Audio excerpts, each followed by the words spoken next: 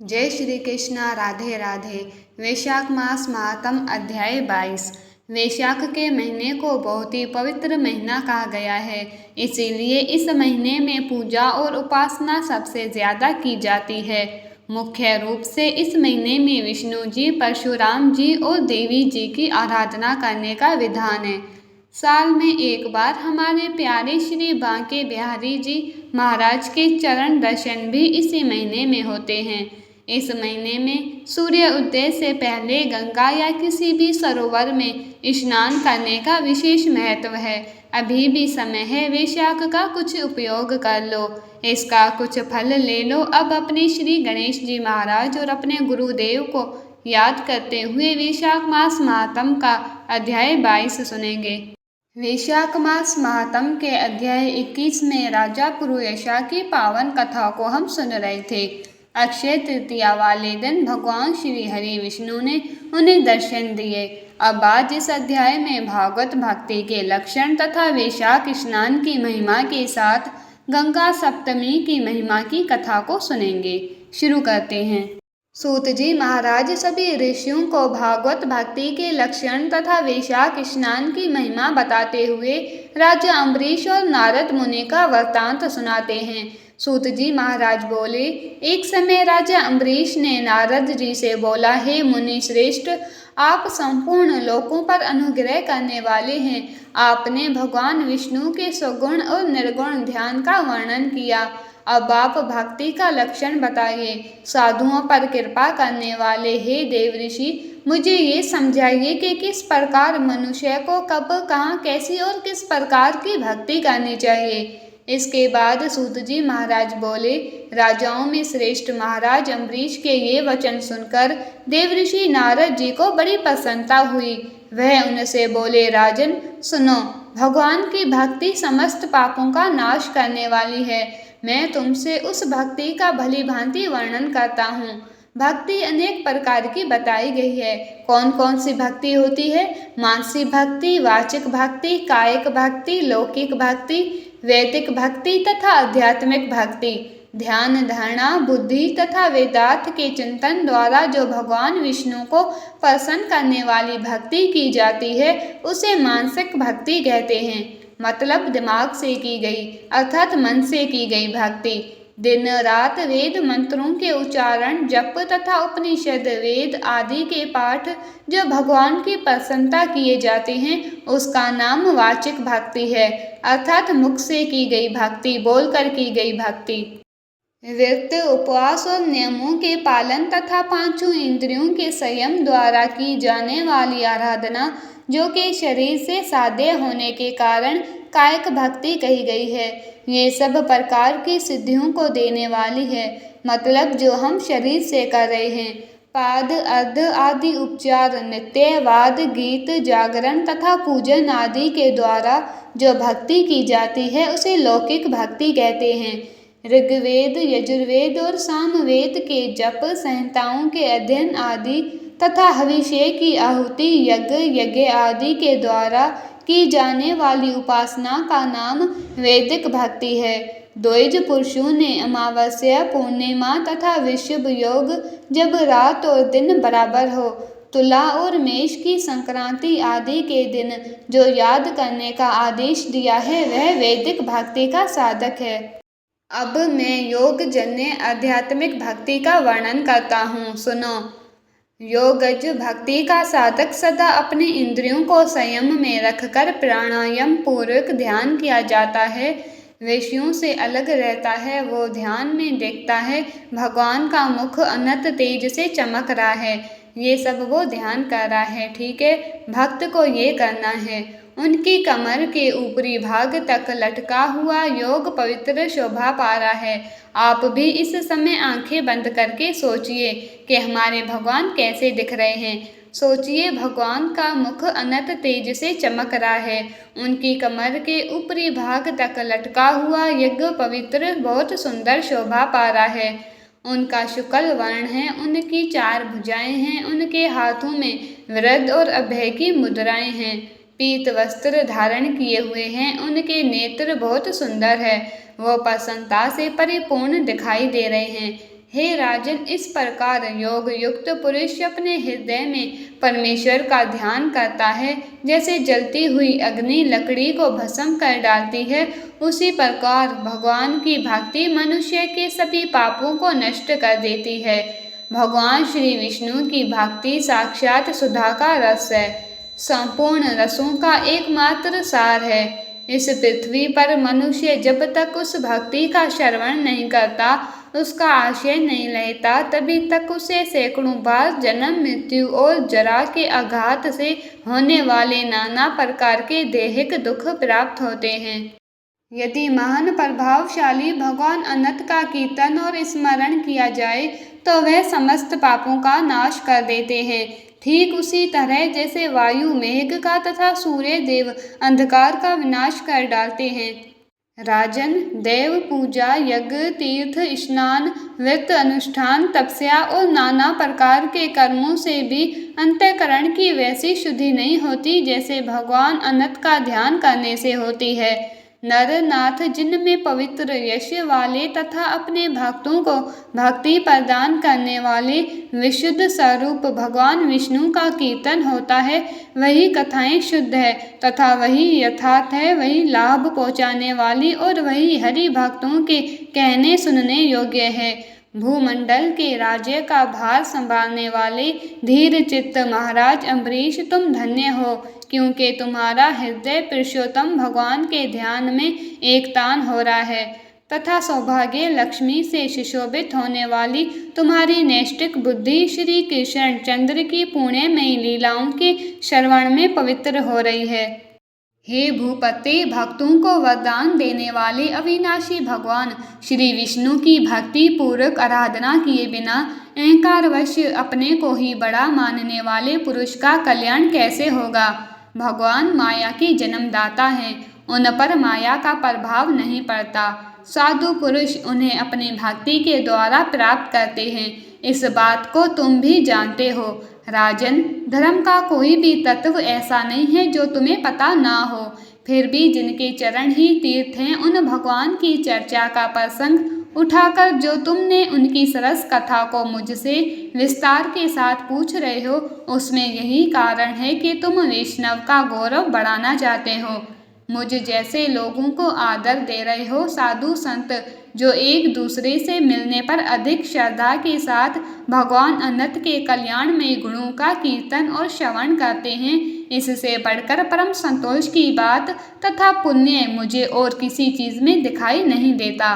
ब्राह्मण, गौ, सत्य, श्रद्धा, यज्ञ, तपस्या, श्रुति, स्मृति, दया, दीक्षा और संतोष, ये सब श्री हरि के स्वरूप हैं। सूर्य, चंद्रमा, वायु, पृथ्वी, जल, आकाश, दिशाएं, ब्रह्मा, विष्णु, रुद्र तथा संपूर्ण प्राणी इस परमेश्वर के स्वरूप हैं। इस चराचर जगत को उत्पन्न करने की शक्ति रखने वाले वह विश्व रूप भगवान स्वयं ही ब्राह्मण के शरीर में प्रवेश करके सदा उन्हें खिलाया जाने वाला अन्न भोजन करते हैं। इसीलिए जिनकी चरण रेणु तीर्थ के समान है, भगवान अनंत ही जिनके आधार है, जो संपूर्ण प्राणियों की आत्मा तथा पुण्यमय लक्ष्मी के सर्वस्व हैं, उन ब्राह्मणों का आदर पूर्वक पूजन करो। जो विद्वान ब्राह्मण को विष्णु बुद्धि से देखता है, वही सच्चा वैष्णव है तथा वही अपने धर्म में भली भांति स्थित माना जाता है। तुमने भक्ति के लक्षण सुनने के लिए प्रार्थना की, सो सब मैंने तुम्हें सुना दिया। अब गंगा स्नान करने के लिए जा रहा हूँ। ये वैशाख का महीना उपस्थित है, जो भगवान लक्ष्मीपति को बहुत प्रिय है। इसकी भी आज शुक्ला सप्तमी है। इसमें गंगा का स्नान बहुत दुर्लभ है। पूर्व काल में राजा जनहू ने वैशाख शुक्ल सप्तमी को क्रोध में आकर गंगा जी को पी लिया था और फिर अपने दाहिने कान के छिद्र से उन्हें बाहर निकाला था। जनहू की कन्या होने के कारण गंगा जी को जाह्नवी कहते हैं। इस तिथि को स्नान करके जो आकाश की मेखलाभूत गंगा देवी का उत्तम विधान के साथ पूजन करता है, वह मनुष्य धन्य और पुण्य आत्मा है। जो वैशाख शुक्ल सप्तमी को विधि पूर्वक गंगा में देवता और पितरों का तर्पण करता है, उसे गंगा देवी कृपा दृष्टि से देखती है और वह स्नान के बाद सब पापों से मुक्त हो जाता है। वैशाख के समान कोई मास नहीं तथा गंगा के समान दूसरी कोई नदी नहीं। इन दोनों का संयोग दुर्लभ है। भगवान की भक्ति से ही ऐसा योग प्राप्त होता है। गंगा जी का प्रादुर्भाव भगवान श्री विष्णु के चरणों से हुआ है। वे ब्रह्मलोक से आकर भगवान शंकर के जटाजूट में निवास करती हैं। गंगा जी समस्त दुखों का नाश करने वाली है। वह अपने स्तोत्र से निरंतर प्रवाहित होकर तीनों लोकों को पावित करती हैं। उन्हें स्वर्ग पर चढ़ने के लिए सीढ़ी माना गया है। वह सदा आनंद देने वाली, नाना प्रकार के पापों को हरने वाली, संकट से तारने वाली, भक्त जनों के अंतकरण में दिव्य प्रकाश फैलाने की लीलाओं से सुशोभित होने के कारण सगर के पुत्रों को मोक्ष प्रदान करने वाली, धर्म मार्ग में लगाने वाली तथा 3 मार्गों से प्रवाहित होने वाली है। गंगा देवी तीनों लोकों का श्रृंगार है। वो अपने दर्शन, स्पर्श, स्नान, कीर्तन, ध्यान और सेवन से हजारों पवित्र तथा अपवित्र पुरुषों को पावन बनाती है। जो लोग दूर रहकर भी तीनों समय गंगा गंगा गंगा इस प्रकार उच्चारण करते हैं, उनके 3 जन्मों का पाप गंगा जी नष्ट कर देती है। जो मनुष्य 1000 योजन दूर से भी गंगा का स्मरण करता है तो पापी होने पर भी वह उत्तम गति को प्राप्त होता है। हे राजन, वैशाख शुक्ल सप्तमी को गंगा जी का दर्शन विशेष दुर्लभ है। भगवान श्री विष्णु और ब्राह्मणों की कृपा से ही उस दिन उनकी प्राप्ति होती है। माधव मास, जिसे वैशाख मास कहते हैं, इनके समान कोई महीना नहीं है और माधव यानी भगवान विष्णु के समान कोई देवता नहीं है, क्योंकि पाप के समुद्र में डूबते हुए मनुष्यों के लिए माधव ही जहाज का काम कर देते हैं। माधव मास में जो भक्ति पूर्वक दान, जप, हवन और स्नान आदि शुभ कर्म करता है, उनका पुण्य अक्षय तथा 100 गुना अधिक होता है। जिस प्रकार देवताओं में विश्व आत्मा भगवान नारायण देव श्रेष्ठ हैं, जैसे जप करने योग्य मंत्रों में गायत्री सबसे श्रेष्ठ है, उसी प्रकार नदियों में गंगा जी का स्थान सबसे ऊंचा है। जैसे संपूर्ण स्त्रियों में पार्वती, तपने वालों में सूर्य, लाभों में आरोग्य लाभ, मनुष्यों में ब्राह्मण, पुण्य में परोपकार, विद्याओं में वेद, मंत्रों में प्रणव, ध्यान में आत्म चिंतन, तपस्याओं में सत्य और स्वधर्म पालन, शुद्धियों में आत्म शुद्धि, दानों में अभयदान तथा गुणों में लोभ का ही त्याग ही सबसे प्रधान माना गया है। उसी प्रकार सब मासों में वैशाख मास सबसे श्रेष्ठ है। पापों का अंत वैशाख मास में प्रातः स्नान करने से होता है। अंधकार का अंत सूर्य के उदय से तथा पुण्य का अंत दूसरे की बुराई और चुगली करने से होता है। देख लीजिए, यहाँ बोला गया है पुण्य का अंत होता है अगर हम दूसरे की बुराई चुगली करते हैं। हे राजन, कार्तिक मास में जब सूर्य तुला राशि पर स्थित हो, उस समय जो स्नान, दान आदि पुण्य कर्म किया जाता है, उसका पुण्य प्रायः गुना अधिक होता है। माघ मास में जब मकर राशि पर सूर्य हो तो कार्तिक की अपेक्षा भी 1000 गुना उत्तम फल मिलता है। और वैशाख मास में मेष की संक्रांति होने पर माघ से भी 100 गुना अधिक पुण्य मिलता है। देखिए, कार्तिक से उत्तम माघ और माघ से भी उत्तम वैशाख को बताया गया है। वही मनुष्य पुण्य आत्मा और धन्य है जो वैशाख मास में प्रातःकाल स्नान करके विधि विधान से भगवान लक्ष्मीपति की पूजा करते हैं। वैशाख मास में सवेरे का स्नान, यज्ञ, दान, उपवास, हविष्य, भक्षण तथा ब्रह्मचर्य का पालन ये महान पापों का नाश करने वाला है। हे राजन, कल युग में वैशाख की महिमा गुप्त नहीं रह पाएगी, क्योंकि उस समय वैशाख स्नान का महात्म अश्वमेघ यज्ञ अनुष्ठान से भी बढ़कर है। कल युग में परम पावन अश्वमेघ यज्ञ का अनुष्ठान नहीं हो सकता। उस समय वैशाख मास का स्नान ही अश्वमेघ यज्ञ के समान विहित है। कल युग के अधिकांश मनुष्य पापी होंगे, उनकी बुद्धि पाप में ही आसक्त होगी, अतः वह अश्वमेघ के पुण्य को जो स्वर्ग और मोक्ष रूप फल देने वाला है नहीं जान सकेंगे। उस समय के लोग अपने पापों के कारण नरकों में पड़ेंगे। इसीलिए कल युग के लिए अश्वमेघ का प्रचार कम कर दिया गया और उसके स्थान पर वैशाख मास के स्नान का विधान किया गया। वैशाख मास महात्म अध्याय 22 संपूर्ण। कल वैशाख मास महात्म के अध्याय 23 में आगे की कथा सुनेंगे। देखिए, इस पावन कथा को सुनने से ही पुण्य तो मिल ही रहा है, कितना ज्ञान भी बढ़ रहा है, कितनी चीजें हमें पता चल रही है ना।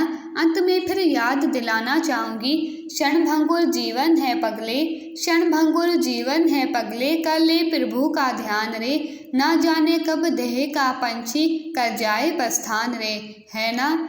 ये बात याद रखो, मन में बसा लो। जीवन का कोई भरोसा नहीं, इसीलिए अभी भी समय है। ज्यादा से ज्यादा नाम जाप करके जन्म मृत्यु के चक्कर से मुक्ति पालो। कलयुग केवल नाम आधार है, सिर्फ नाम जाप करके ही भक्ति, शक्ति, मुक्ति, प्रेम सब मिल सकता है। इसीलिए अपने हर समय, हर पल, हर सांस के साथ प्रेम से, मन से, भाव से जाप करते रहो। हरे कृष्णा कृष्णा कृष्णा हरे हरे, हरे Ram Ram Ram Hare Hare. Please in videos को ज़्यादा से ज़्यादा शेयर करके वैशाख मास के प्रभाव को सबको बताओ। अपने शास्त्रों का ज़्यादा से ज़्यादा प्रचार करो, ये भी एक सेवा है।